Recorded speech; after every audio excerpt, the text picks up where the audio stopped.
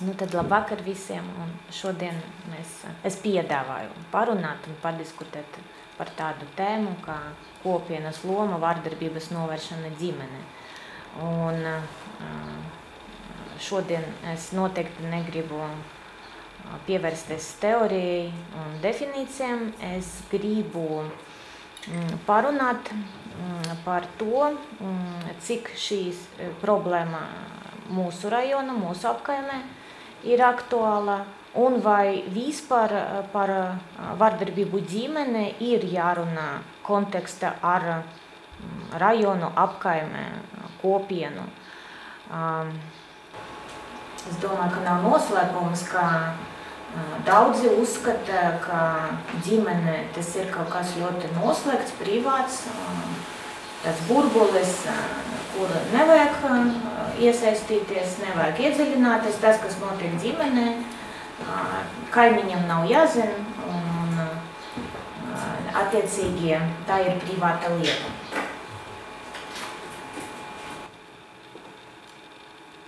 Jā, es noteikti gribu šodien apšaubīt šo te apgalvojumu un pateikt, ka ģimene nav tikai attiecīgi noteikts cilvēku skaits, kuru saista asins radniecība. Un ģimene noteikti ir sabiedrības tā saucamā kopiena šūna, no kuras, no tam šūnam arī mūsu sabiedrībā sastāv. Un ja ģimene dzīvotu kaut kur mežā un neietu sabiedrība, tad varbūt mēs vēl varētu domāt, ka tas neatiecas uz mums. Bet svarīgi saprast to, ka lielākoties ģimene arī ir bērni, kuri aug, kuri redz, kas notiek, un var teikt, tā ir mūsu nākotne, un no tiem bērniem veidosies arī mūsu nākotnes sabiedrība. Tāpēc es viennozīmīgi uzskatu, ka kopienas konteksta mums ir jāiedziļinās un mums ir jārunā par to, kādas mums ir ģimenes un kādas problēmas ir mūsu ģimenēm. Tad,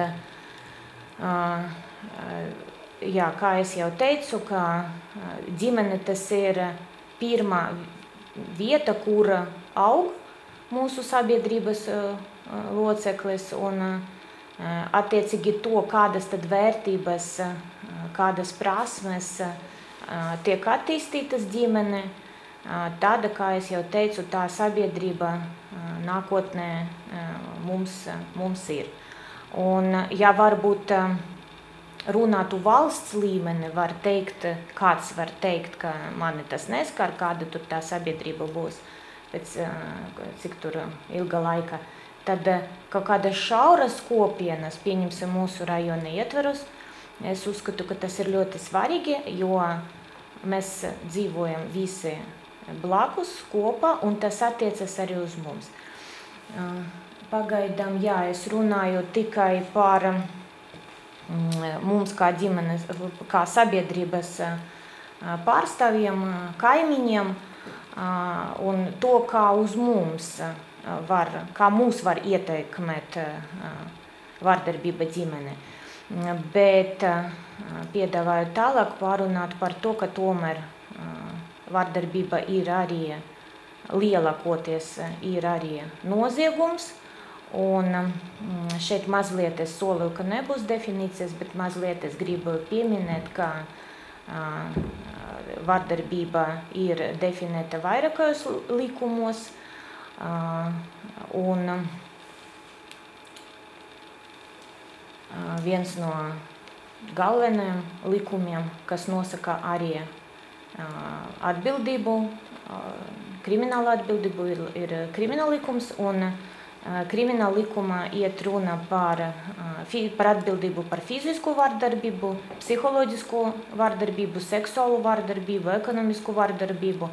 Un visas tas vardarbības arī skar situāciju tieši vardarbību ģimene.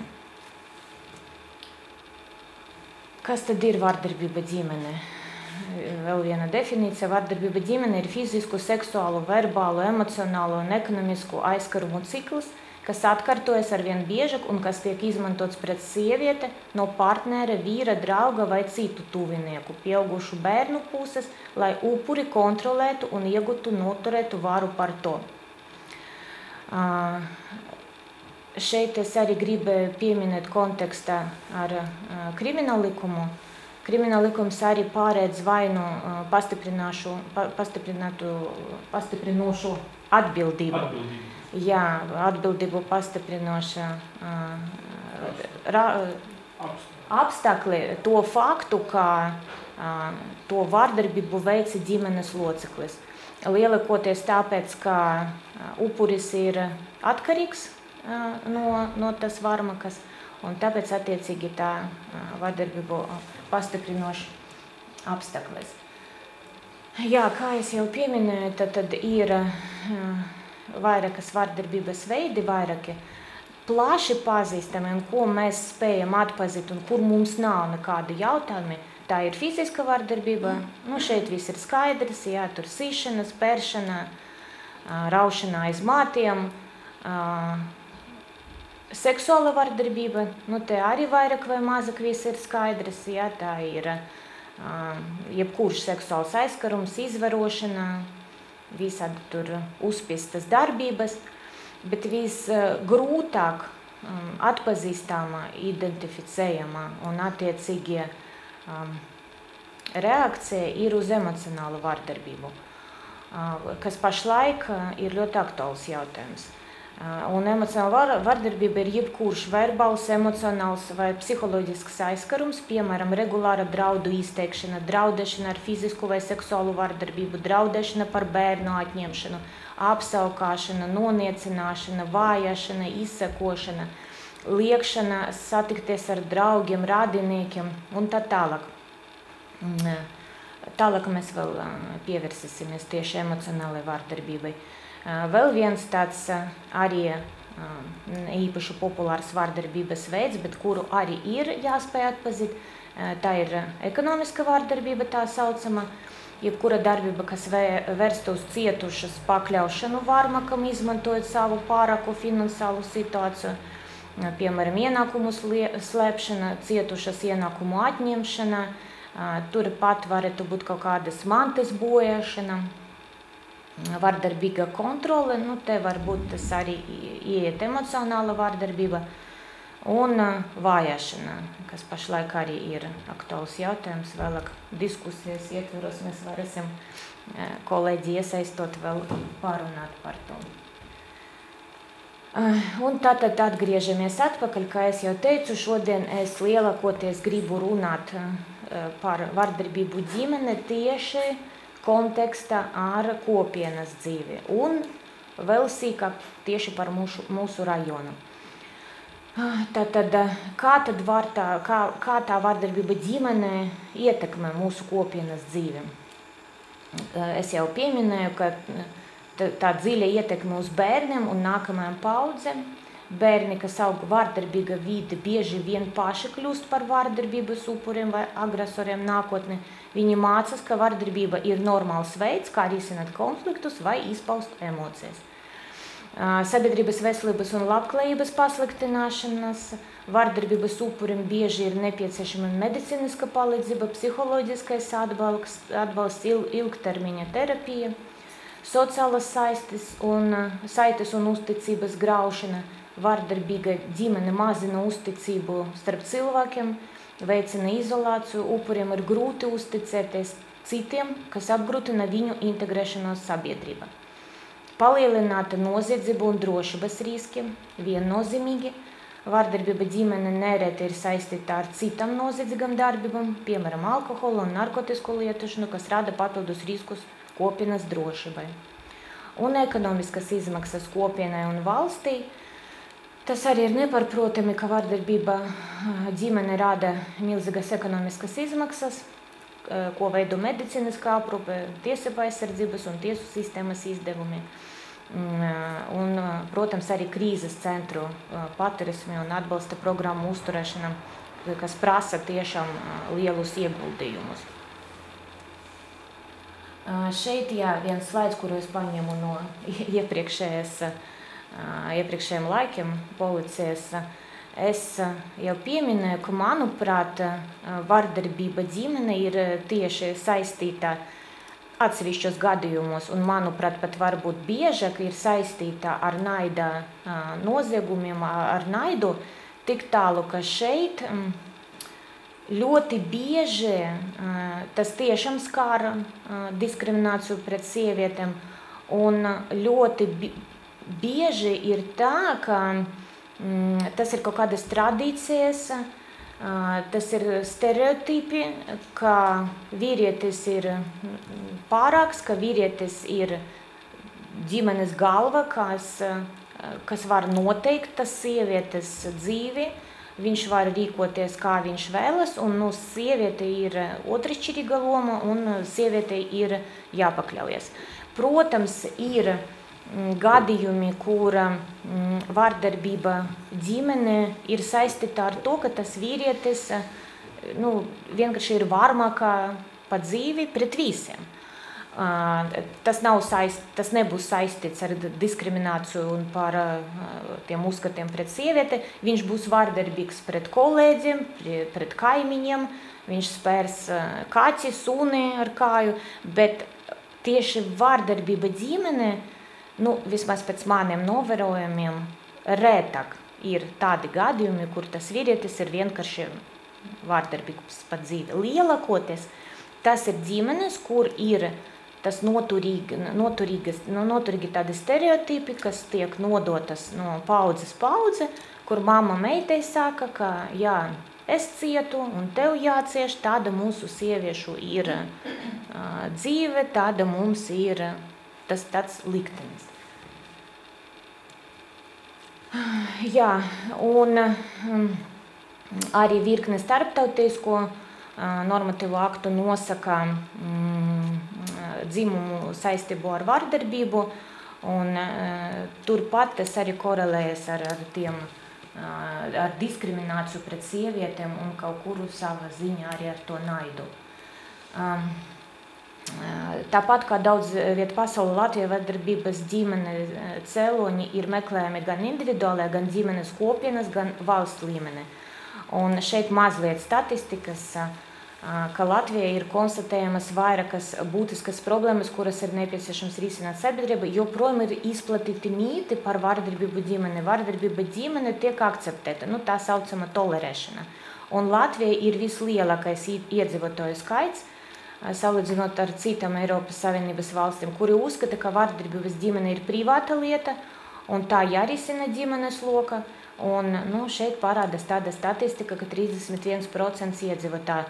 Un es domāju, ka pat vairāk, jo, ja tā godīgi mēs atcerētos tur sarunas ar kaut kādiem draugiem un kaimiņiem, lielākoties uzskata, ka nav jālien ģimenes lietas, nav jānes ārā tur kaut kādu netīru vēļu no ģimenes, tas viss ir jārisina ģimenē. Tad ģimenes joprojām ir izplatīts nevienlīdzīgs lomu sadalījums, kā jau es teicu, starp sievieti un vīrieti, un, diemžēl ir un daudz vēl tādas ģimenes, kas sakņojas patriarchālas sabiedrības modeli, vīrietim piešķirta loma rada viņam labvēlīgākus sociālo-ekonomiskus apstākļus nekā sievieti. Protams, gribētos, lai būtu tā, ka mēs jau esam aizgājuši uz rietumu modeli, bet, diemžēl vēl pastāv mums tas ģimenes, kur ir tas patriarchālais modelis. Tā, šeit jā, un tad tie stereotipi par vardarbību un tas upuriem. Noteikti, ka visi ir to dzirdējuši. Tā ir ģimenes privāta lieta. Sit, tad mīl, vai ja mīl, tad jācieš. Upura vainošana. Bieži vien sabiedrība valda uzskats, ka upuris pats ir vainīgs. Un šeit varētu kaut ko tādu teikt un uzspiest upurim, ka kādi varbūt tā vainīga radinieki, ja, kuri var teikt, ka tu pati izprovocēji viņu, tāpēc viņš tevi arī sīt, un tev ir jāsaprot, ka ja tu tur sūdzēsies, viņam būs problēmas. Vardarbība notiek tikai riska ģimenes. Tas arī ir mīts, ka vardarbība ir raksturīga tikai maz nodrošinātam ģimenem, alkoholiķiem. Ir virkne gadījumu, kur tiešām ir arī turīgas ģimenes, un varbūt turpat atsevišķos gadījumos pat vairāk. Tas sievietes arī, kas cieš no vardarbības turīgais ģimenes, varbūt kaut kāda sava ziņa sākuma attiecības pat pieļauj, ka, ja jau viņš dod man naudu, tad man tur jācieš, un tāds ir mums modelis. Vīrietis nevar būt vardarbības upuris, jā. Tas arī viens no mītiem. Konkrēti statistiku es nepateikšu, bet ir atsevišķi gadījumi, kur arī vīrieši cieš no vardarbības ģimene, no sievietēm.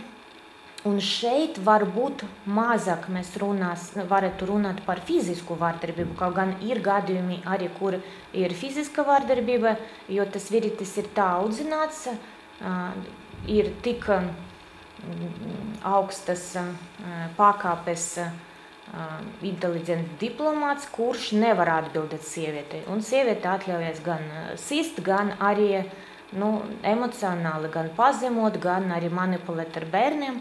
Arī tādi gadījumi ir. Bet lielākoties, protams, tā runa iet par sievietēm, un lielākoties, ja sievietes, kas cieš no vardarbības, atrod tām arī kaut kādu attaisnojumu, un proti šeit es paņēmu no centra Mārta tādu slaidu, ka viņš par mani rūpējas un tāpēc kontrolē. Viņš man iesita, bet negribēja darīt pāri, viņš vienkārši bija iedzeris. Es arī pieļauju, ka varbūt tie komentāri ir no konkrētiem gadījumiem. Es esmu drīz pārliecināta. Viņš apsolē, ka tas bija pēdējo reizi. Viņš mani mīl, vienkārši nemāk citādāk. Viņš ir rūpišs un nejauks tikai ar citiem, pret mani viņš izturējas citādāk. Viņam vienkārši bija grūta bērnība. Un tālāk mēs varam turpināt. Viņš vienkārši ir noguris šodien pēc darba, tāpēc viņš to ir izdarījis. Un šeit pirms lekcijas mēs mazliet runājam par to, ka sievietes, kas cieš no vardarbības ģimene, ar laiku pat bieži vien attaisno to varmaku, un šeit mēs varam dziļāk runāt par Stokholmas sindromu, ja, kad tas tāds pierādīts jēdziens, termiņš, kas apraksta situāciju, kur upuris, kas nevar iziet no situācijas, pamazam sāk pierast un vairs nepretojas un atrod pat, ņemot vērā, ka neko nevar izdarīt, tad viņš atrod vienkārši pamatojumu, kāpēc tad pret viņu tā izturas. Un varbūt, ka viņš pats pat ir vainīgs, tāpēc ar viņu attiecīgi tā rīkojas un izriekojas. Jā, tālāk es noteikti gribēju pateikt, ka Latvija ir virkne organizācijas, kuras spēj un palīdz, protams, lielākoties sievietēm, bet arī vīrieši var vērsties. Un šeit ir tas jautājums, kur es tālāk gribu ar jums pārunāt un padiskutēt.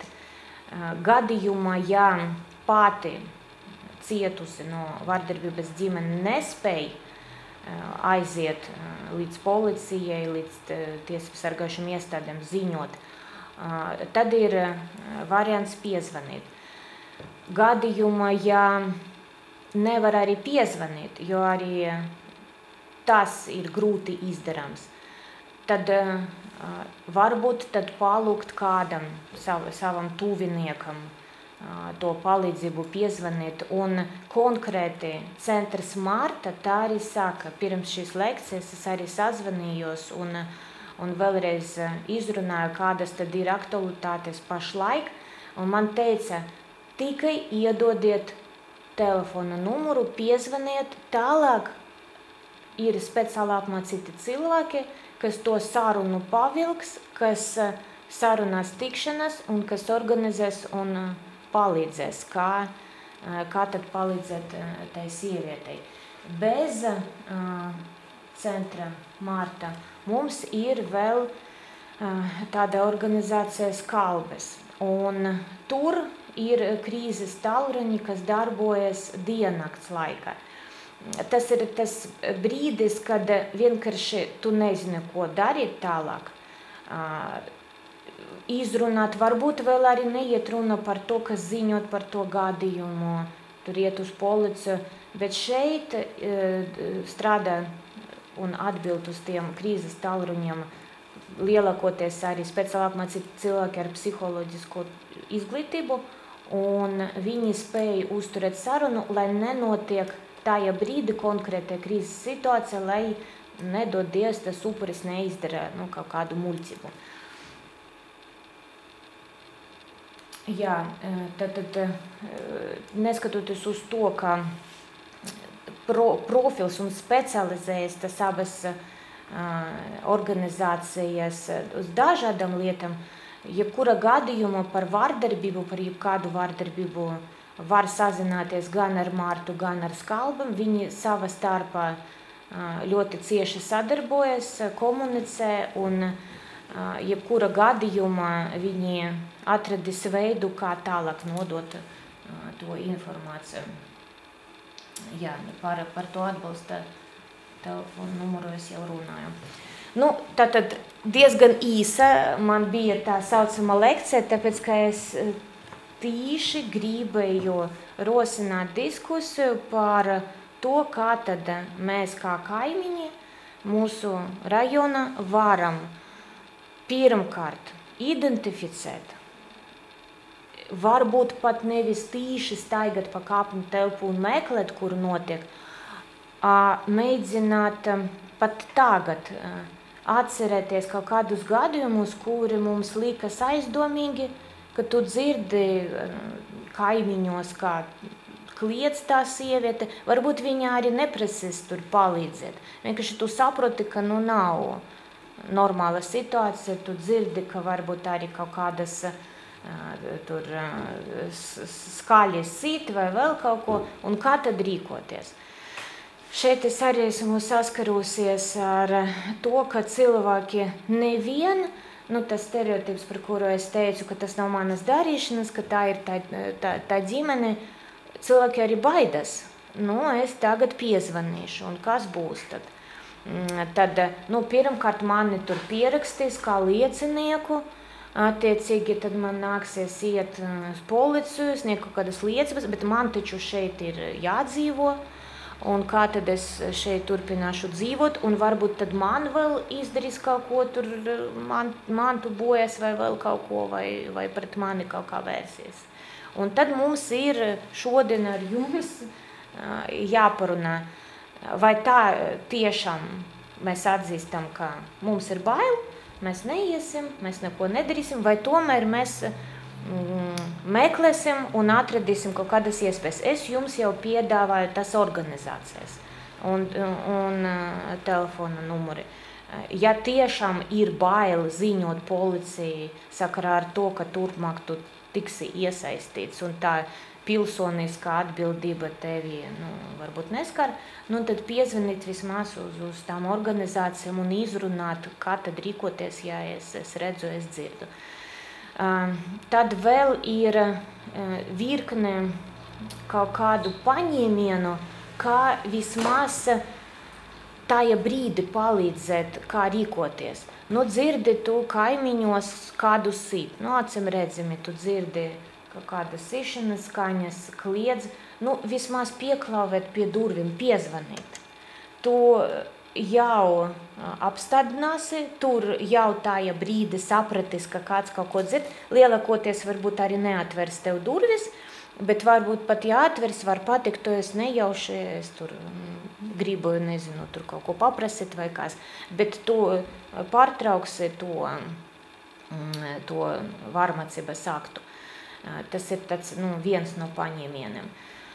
Jā, tad no savas pieredzes es esmu saskarusies ar to, ka pirmais, kāpēc kaimiņi un darba kolēģi arī viens no veidiem, kā pamanīt, ka sieviete ilgstoši cieš, lielākoties pati viņa nepateiks. Bet, ja tu ar cilvēku redzi ilgstoši, kā es jau pieminēju, tas ir kaimiņš vai darba kolēģis, tad tu sapratīsi, ka kaut kas nav tā. Es pat nerunāju varbūt par tiem zilumiem, kas ir acim redzami uz sejas. Arī emocionālu vardarbību var pamanīt. Ja cilvēks ir nomākts, ja cilvēks ir kaut kādas depresijas nepārtraukti, un tu vari salikt to bildi, redzot, kāds tad ir tas vīrietis tur, kā viņš uzvedas un kā tā sieviete attiecīgi izskatās. Un salikt šo te kopā bildi un attiecīgi saprast un rīkoties. Tad mans piedāvājums, ka mēs varētu ar jums iesaistīties diskusijā, kā jūs piedāvājat, kā rīkoties, vai vispār mums tas ir aktuāli. Vai mēs Čiekurkalna gribam. Daudz esmu lasījusi pēdējās dienas par aktualitātēm, ko piedāvā kopienai. Un viens no pirmajiem tādiem piedāvājumiem un ieteikumiem, tas ir rīkot tādas diskusijas, tādas sarunas, iesaistīt un stāstīt, ka ir kaut kāda cilvēku grupa, varbūt mums te ir biedrība, kur arī tur var aiziet, ja. Noteikti, man jau liekas mūsdienas, katrai mājai ir kaut kāds vecākais mājas, tur vecākais vai pārvaldnieks, varbūt viņam var pateikt, ka man liekas aizdomīgi tur tāja dzīvokli kaut kas notiek, varbūt pievēršam uzmanību, tur vēl, jo, ja mēs runājam par daudzstāvu māju, ja tev ir bail, varbūt kādam no kaimiņiem, nebūs bail tomēr iesaistīties un ziņot. Un es pieļauju, ka tas kaimiņš jau nav vienīgais, kas dzird. Tieši tā. Blakus dzīvo vēl vairāk dzīvokļu, kuri arī kaut ko dzird. Tieši tā. Tāpēc, varbūt kaut kā, es nezinu, apvienoties. Un, ja mēs runājam konkrēti vēlreiz par mūsu rajonu, tad saprast un izstrādāt kaut kādu algoritmu, kurš varētu būt, kāds varētu būt tā secība, kur var ziņot, kā var informēt un kā šo jautājumu var attīstīt. Un jo vairāk mēs par to runājam, mūsu apkaimē, arī tas varmakas, viņi nav izolēti. Arī viņi dzird un saprot, ka kaut kāda kustība notiek, tur ir kaut kāda cilvēku grupa, kura iesaistas un kuriem tas rūp un kuri var pamanīt un kurš varbūt var arī, jo šeit ir arī viens no tiem nozieguma veidiem, kur ļoti svarīgi ir prevencija, nepieļaut. Un kas vēl ir tāds interesants fakts, ja biedrība centrs Marta nodarbojas tikai lielākoties ar sievietēm, kas cieši no dažāda veida sieviešu tiesību pārkāpumiem, tad Skalubes organizācija palīdz jebkāda veida krīzes, un viņi arī aicina zvanīt vīriešus, kuri jūt, ka viņi netiek galā ar to savu agresiju. Un šeit atkal ir stāsts par to, es arī pati, es domāju, ka mēs visi, katra no mums zina kaut kādu gadījumu vai dzirdējusi. Kādam tur draudzene vai draudzenes draudzene vai darba kaut kur, vai kāda radiniece attala, kura bija ar to saistīta. Un es burtiski vakar darbā arī parunāju, pastāstīju, ka es iešu uz tādu lekciju. Un viens kolēģis man pateica, nu jā, nu tagad tur to ģimeni sagraut, ja? Bet šis jautājums arī ir vietā.